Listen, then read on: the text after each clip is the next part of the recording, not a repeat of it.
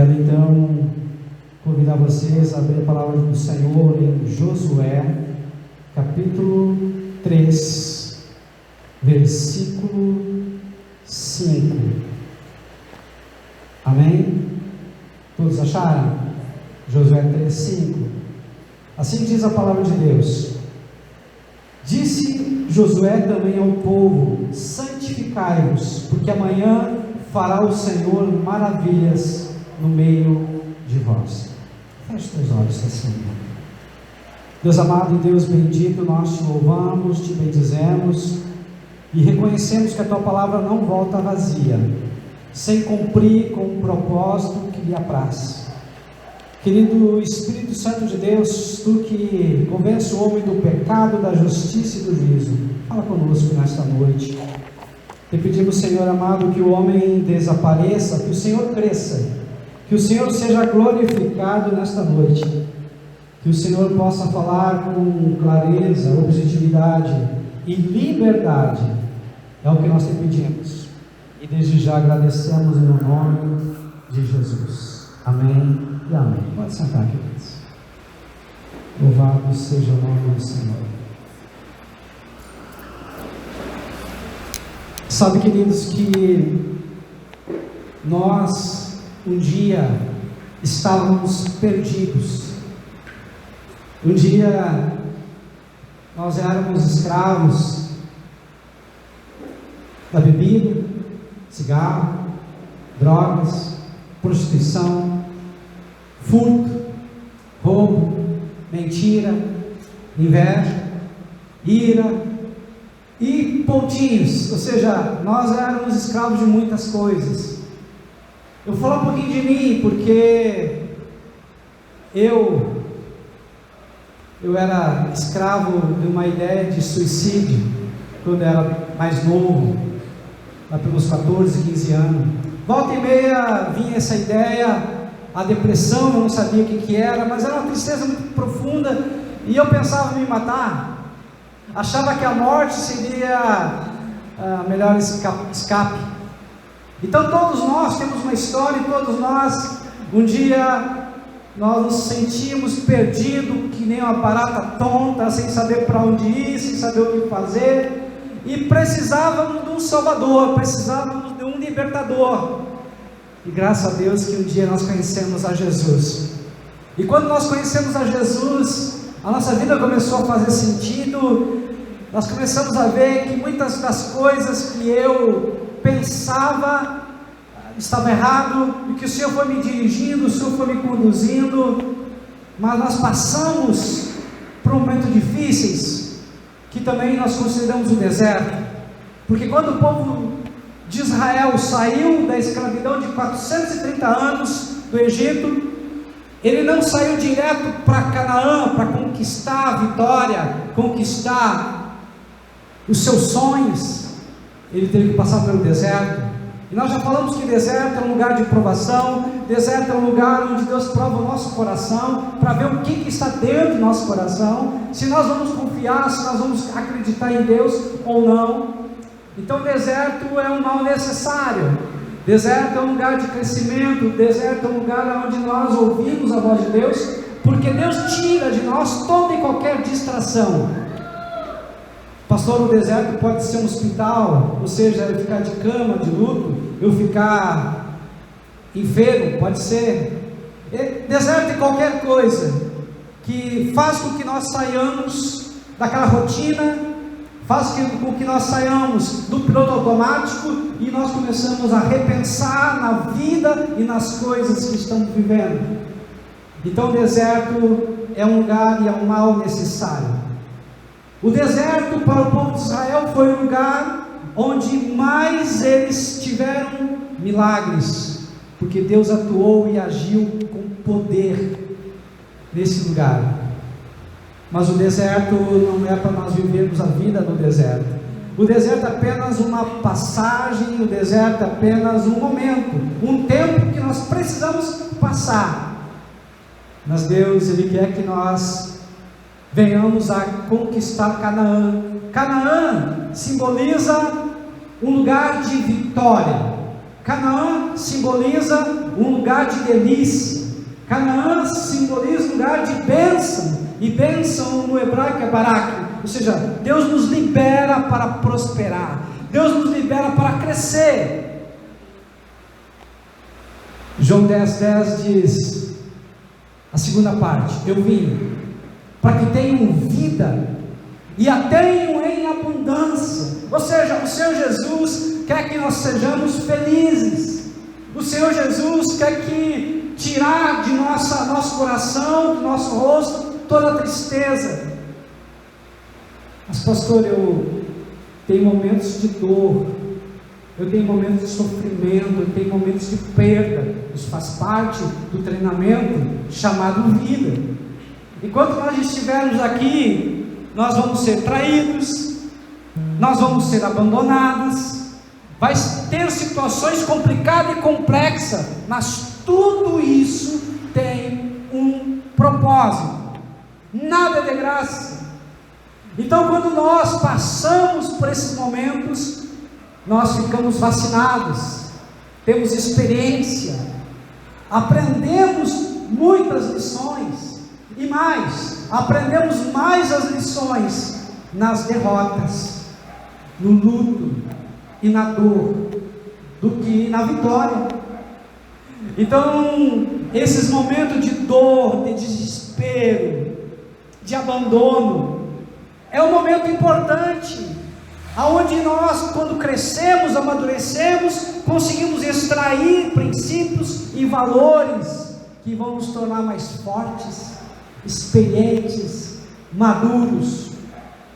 Só tem um porém: entre o deserto e Canaã havia um obstáculo, havia o rio Jordão, que naquela época eles tinham que atravessar, porque a ordem de Deus foi: atravesse o rio Jordão. Deus não disse como, não havia ponte, não havia bote, não havia barco, não havia nada que pudesse fazer com que todo aquele povo, aquela multidão, aproximadamente 2 milhões de pessoas, atravessassem o rio. Então era muito difícil, complicado. Então, entre o deserto e o lugar de vitória, o lugar de delícia, o lugar da bênção, havia um obstáculo. Será que na tua vida, se você está passando agora por um deserto, não há um obstáculo? Não há algo que esteja se opondo à tua vitória? Quem sabe é uma dor da separação? Quem sabe é um vício que te prende e você não consegue largar? Quem sabe é um amor não correspondido?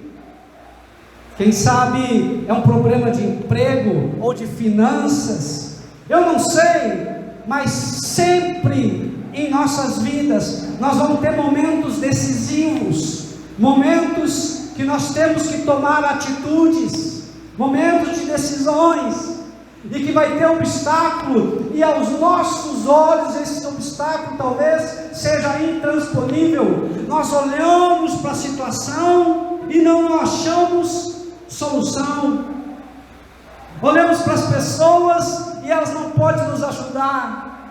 Esse talvez seja o Rio Jordão, esse talvez seja o obstáculo em que você está vivendo hoje. Talvez seja uma doença que o médico falou que não tem cura.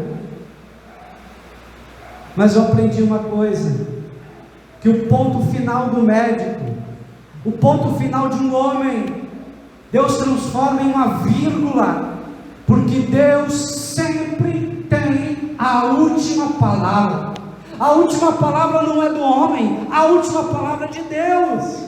Quando nós entendemos isso é um sinal de maturidade, porque Deus, Ele quer o nosso bem, porque Deus, Ele é Pai, porque Deus se preocupa conosco, inclusive nos mínimos detalhes da nossa vida. Quando nós entendemos e compreendemos isso, fica mais fácil. Então esse Rio Jordão, esse obstáculo, é algo que apareceu, aparece e vai aparecer em nossas vidas.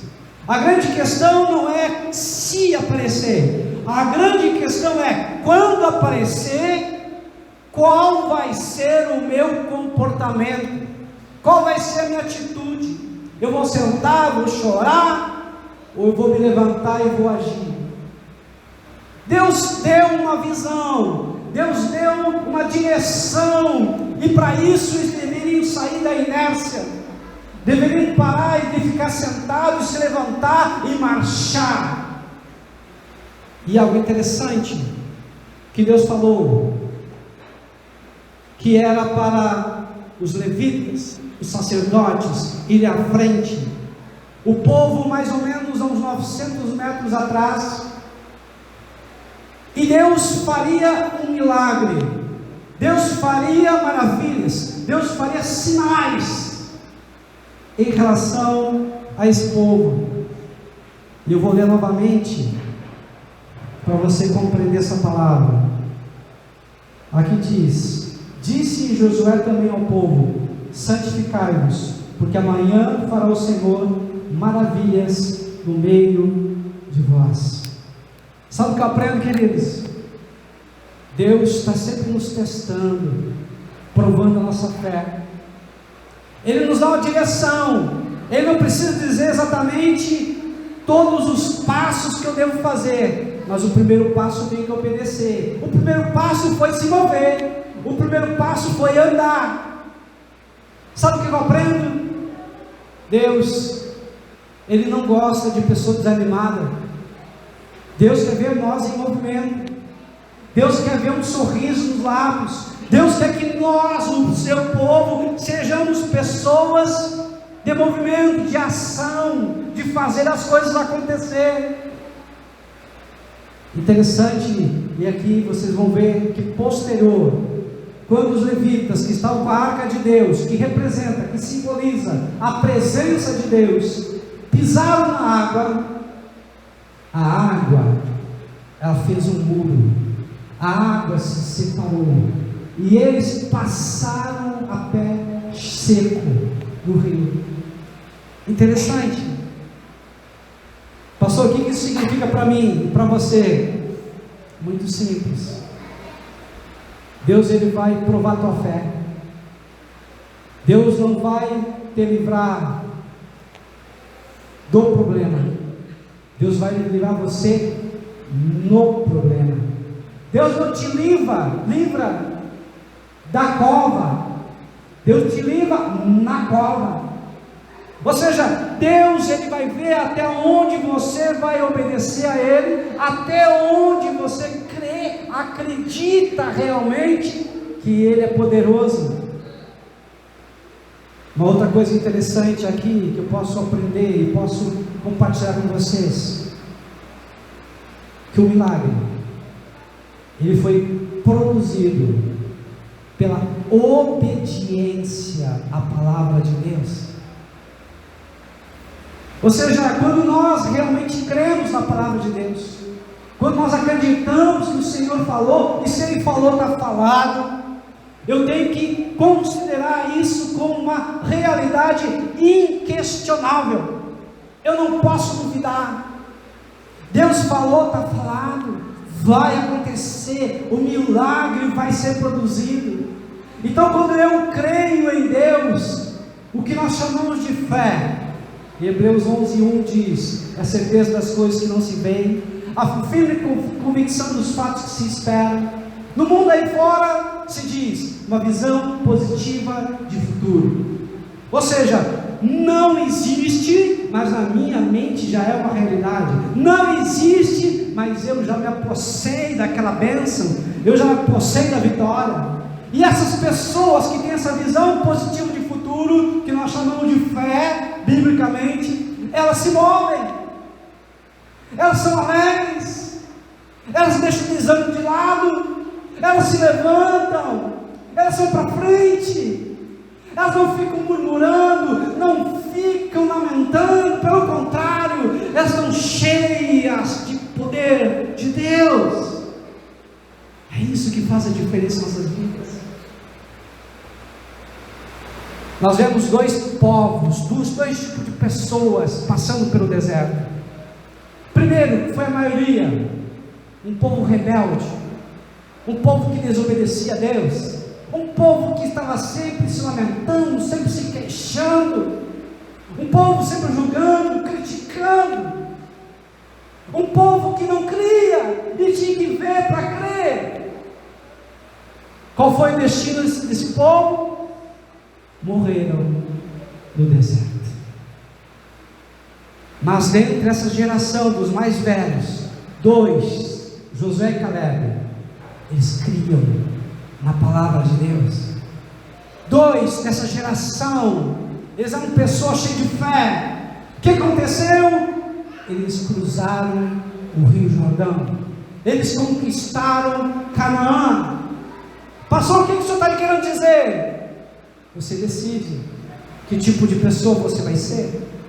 Aquela que se lamenta, aquela que está sempre se queixando, ou aquela que é grata, aquela que olha com bons olhos. E a Bíblia diz: se os teus olhos forem bons, todo o teu corpo será bom. Mas se os teus olhos forem maus, em quão grande trevas você será e andará. Ou seja, é uma questão de decisão. Deus quer que nós sejamos e sejamos com nossos olhos prontos para o Senhor, olhos bons. E a palavra de Deus continua e diz que nós precisamos ser santos. E a palavra santo significa separado, aquele que é separado para uso e posse de Deus. E Deus separou sacerdotes, levitas, um templo, que era seria hoje uma igreja, vamos dizer assim. Deus separou pessoas, Deus separou uma terra chamada Canaã para o seu povo. Isso é santificação, é consagrar, separar para o Senhor. Por que que Deus separou? Deus separou primeiro, porque era uma ordem. Deus mandou sermos santos. E 1 Pedro 1,16 diz: sede santo, porque eu, vosso Deus, sou santo. Mas pastor, santo, sem pecado, isso é impossível, realmente impossível.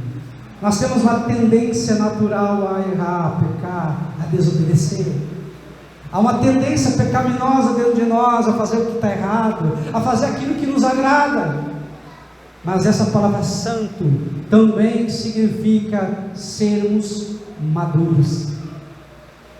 Deus, Ele sabe, conhece a nossa estrutura, sabe que somos pó, sabe que temos uma tendência ao erro, e sabe que Deus, Ele espera que eu, que você reconheçamos os nossos erros. Nós possamos dizer: Senhor, eu errei.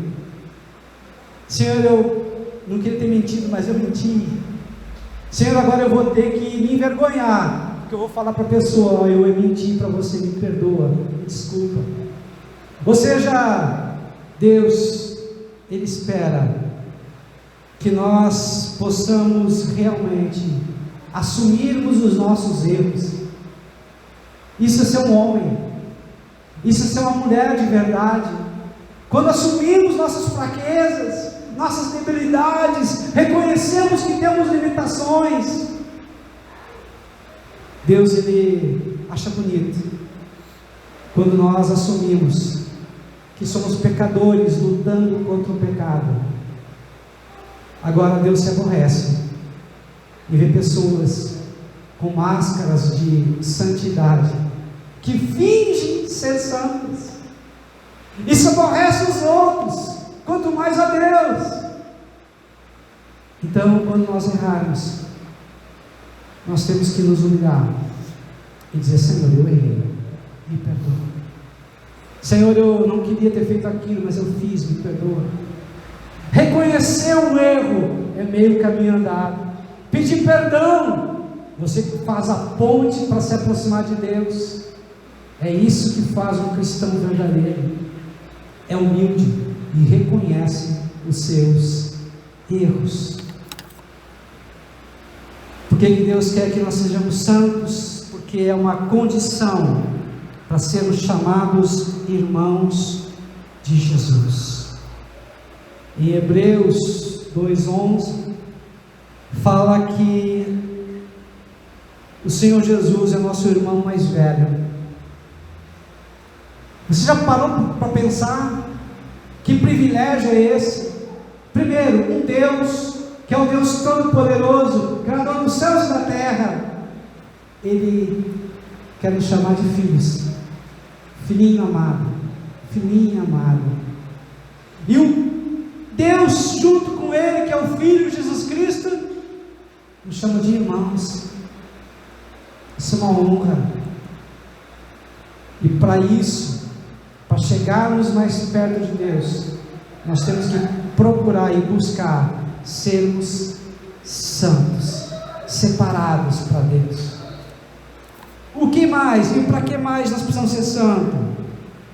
Nós precisamos ser santos porque esta é a vontade de Deus para nós. 1 Tessalonicenses 4:3 nos diz: seja santo, porque esta é a vontade de Deus. Pastor, me explica melhor. Vou te explicar. Quando Deus fez os pássaros para voarem. O habitat dos pássaros é o céu. No céu, voando, eles estão no seu aspecto natural. Eles são livres. E não podem viver bem se não for livres, voando. Os peixes é para nadar, embaixo d'água ou na água. Mas o ser humano, eu e você, nós fomos feitos para ter comunhão com o Senhor. Nós fomos feitos para termos intimidade de relacionamento com Deus. Por quê, pastor? Muito simples.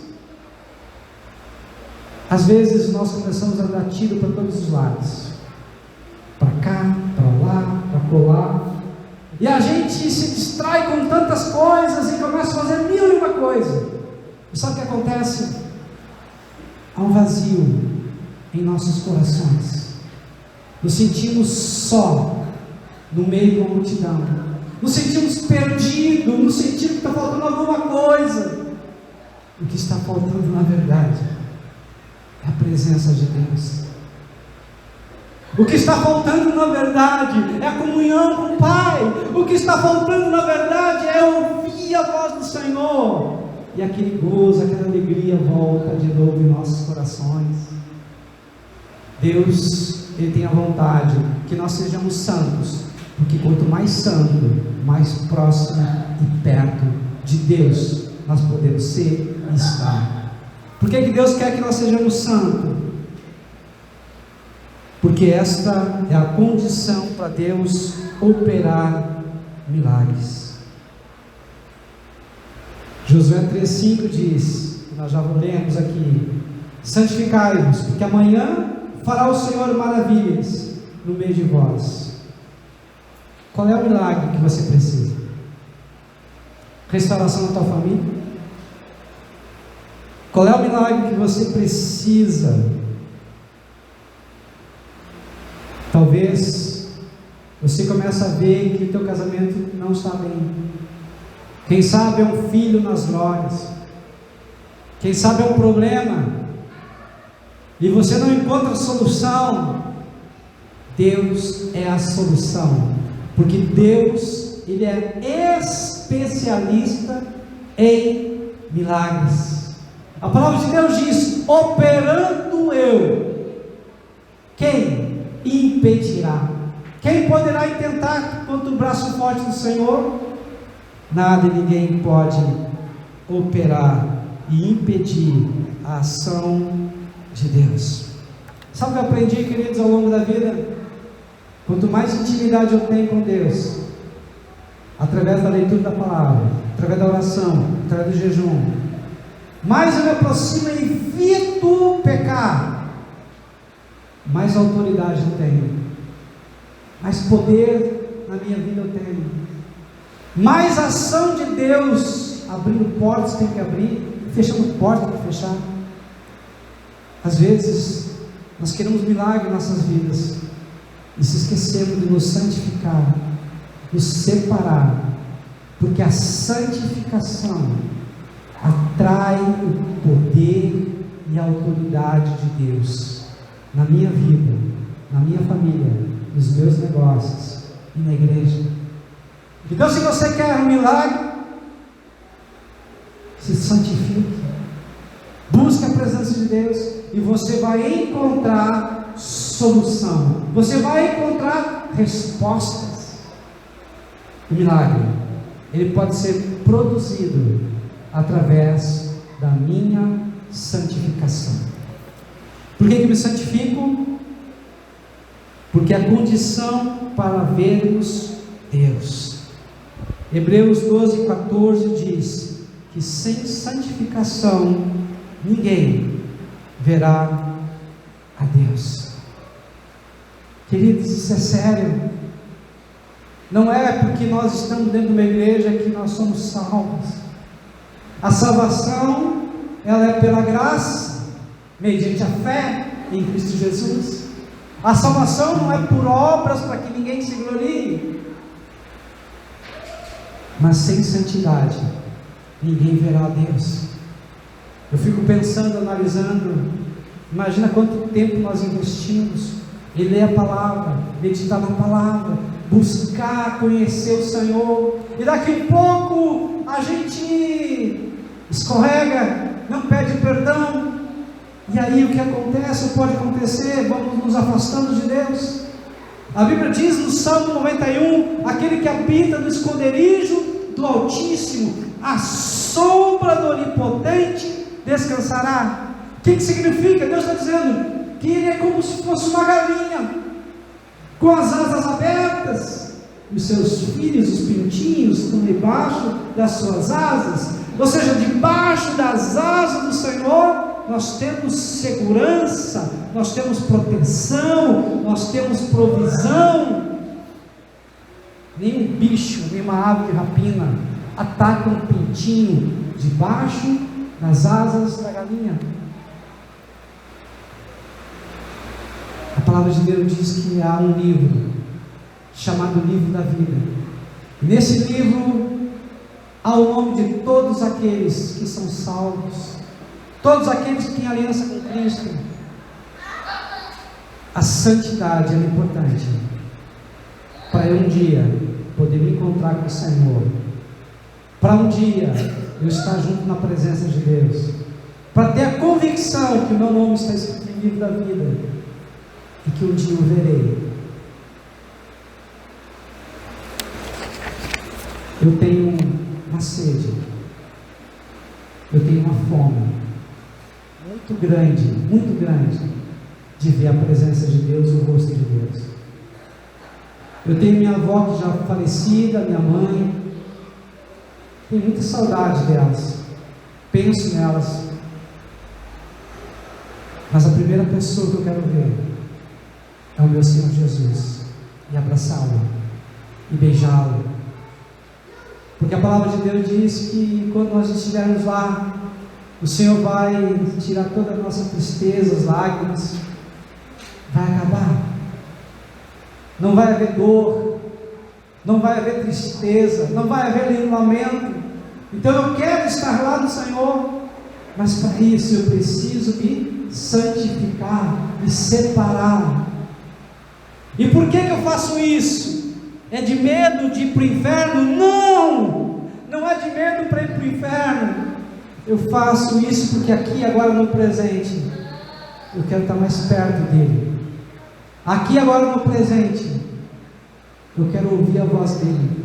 Aqui agora no presente eu quero sentir a presença dele muito forte. Então eu me santifico, me separo, evito de pecar. E quando pecar eu peço perdão. E se eu errar com alguém eu peço perdão, porque eu quero estar perto e próximo de Deus, em obediência à sua palavra. Então é uma ordem. Se você precisa de um milagre, se você precisa de algo que aos teus olhos é impossível para o homem, eu te convido, te santifica. Mas pastor, tem coisas que eu não consigo fazer, ou não consigo deixar de não fazer. Peça ajuda para Deus, e Ele vai te ajudar. Na força do nosso braço, muitas coisas nós não conseguimos, mas quando o Senhor está no domínio, no controle das coisas, tudo posso naquele que me fortalece. Amém? Louvado seja